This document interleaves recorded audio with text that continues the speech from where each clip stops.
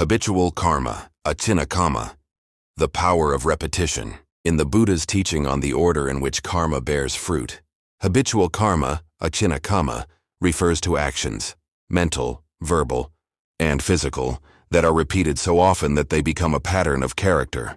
What we do again and again shapes the direction of our life and mind, more strongly than isolated deeds. The Buddha taught that the mind inclines toward what it is familiar with. Just as a path becomes clear when walked repeatedly, habitual actions carve deep grooves in consciousness. These grooves determine how we think, react, speak, and act, especially in moments of pressure or at the time of death. Why habitual karma is so powerful. Habitual karma gains strength not from intensity, but from continuity. Repeated wholesome actions strengthen wholesome tendencies. Repeated unwholesome actions normalize harmful states. The mind moves automatically toward its habits.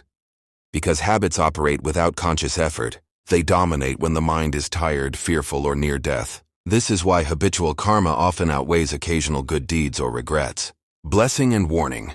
What you practice daily becomes your refuge or your burden.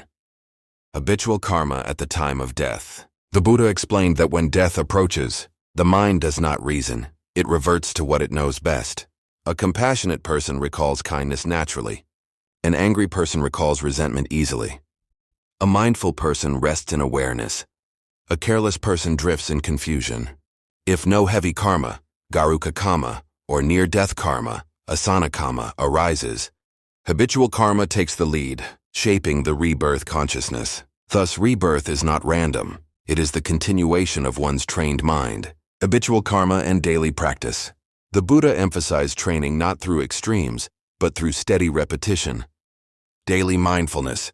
Regular ethical conduct, sila. Repeated cultivation of loving kindness, compassion, and wisdom. Consistent restraint of harmful speech and action. Even small acts, when repeated, become powerful. Drop by drop, the water pot is filled. Transformation through habitual karma. One of the most hopeful teachings of the Buddha is this. Habits are not fate, they are conditioned, and therefore changeable. By deliberately cultivating wholesome habits, greed weakens. Hatred softens. Delusion clears. This is why the Noble Eightfold Path is practiced daily, not occasionally. Core teaching. Habitual karma teaches that you become what you repeatedly choose, not what you intend once, not what you regret later, but what you practice every day. The Buddha's path is a path of training the mind so that when life ends, wisdom and peace arise naturally.